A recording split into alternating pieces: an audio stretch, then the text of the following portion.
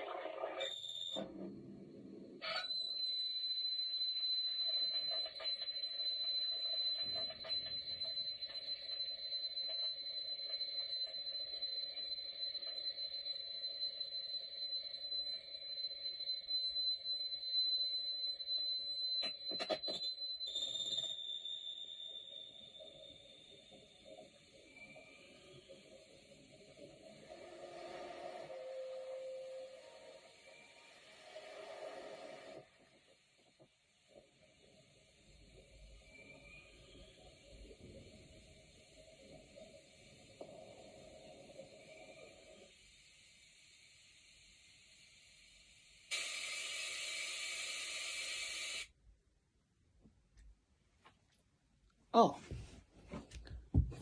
hello, and welcome to our review of Gore Verbinski's American remake of an iconic Japanese horror film known as The Ring, released in 2002, starring myself, Ben, and Joseph. But before we start our review, we want to inform you that Grace unfortunately could not be in this video because unfortunately she has never ever seen this horror movie. So it's just only me and Joseph talking about this iconic horror movie from 2002. So I'm going to hand over to Joseph to dig deep into this creepy horror movie. Thank you, Ben. Now, before I get into this, I want to mention that we'll be discussing the whole plot, so a quick spoiler alert will be ahead. So, The Ring is about the disappearance of 4 people named Katie, Josh, Scott, and Stacy while watching a cursed videotape. In Seattle, Katie Embry discusses about a cursed videotape. Moments later, Katie is killed by an unseen force. While at Katie's funeral, Ruth, her mother, urges her sister, Rachel Keller, a journalist, to find out what actually happened. Rachel travels to Shelter Mountain Inn, where Katie and her friends stayed, discovering the rumoured cursed videotape while she was there. Rachel watches the cursed tape, which contains disturbing, gruesome imagery. Once the tape ends, Rachel receives a phone call from an unknown caller who whispers 7 days. Rachel recruits Noah Clay, her ex-boyfriend, to study the tape, making a copy after he watches the original. Rachel begins to suffer supernatural symptoms as the week passes, haunted by a young girl with soaking wet hair. Their investigation into the tape's imagery leads Rachel to Anna Morgan, a horse breeder from Moscow Island who committed suicide after her prize-winning horses drowned themselves. Rachel catches Aidan watching the tape and discovers that Noah is suffering similar symptoms. Leaving Aidan into Ruth's care, Rachel travels to Moscow Island to speak to Anna's widower, Richard. On the ferry journey, a horse is spooked by Rachel's presence, leading to its death by leaping off the ferry. Noah goes to Eola Psychiatric Hospital to view Anna's medication files. Both separately discover Anna has an adopted daughter named Samara, who possessed an ability to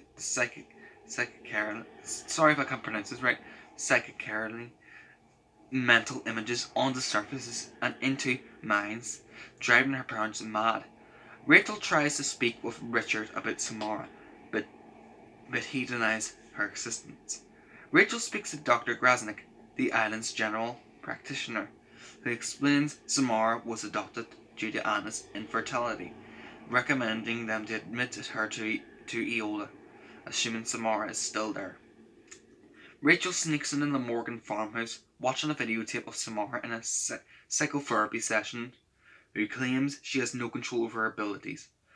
Rachel confronts Richard, who electrocutes himself in a bathtub with a horse bridle upon learning Samara's powers are still at large. Noah arrives. He and Rachel go to the barn where Samara was isolated in the loft.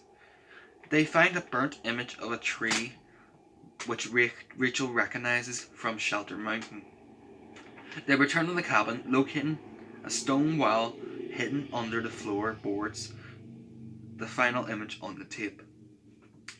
Rachel falls into the well, experiencing a vision of Anna suffocating Samara and throwing her down the well, sealing her in, where she drowned 7 days later. Samara's corpse Samara's corpse surfaces after Noah tells Rachel that the 7-day deadline has passed. The next day, Rachel reassured Aidan that the curse was lifted by liberating Samara. In a twist, distressed Aidan tells Rachel that it was a mistake to help Samara, revealing that he is still cursed. In his apartment, Noah encounters the vengeful ghost of Samara emerging from his television and murdering him. Rachel, upon finding his disfigured corpse, returns home and destroys the original tape in a furious rage, asking why Noah was killed but she was not. She realized that the difference is that she made a copy of the tape, which Aidan watched, therefore continuing the cycle that Samara wants to spread of duplicating the tape and showing it to someone else to save oneself. Rachel shows Aidan how to make his own copy. He remarks that the curse will not stop and asks what will happen to the person who watches the new tape, to which Rachel does not answer. So that's the plot for The Ring. Now, if I didn't read that very well, it's because I've written it terribly or I just couldn't pronounce the words. But I don't think that should be too much of a problem. Back to you, Ben.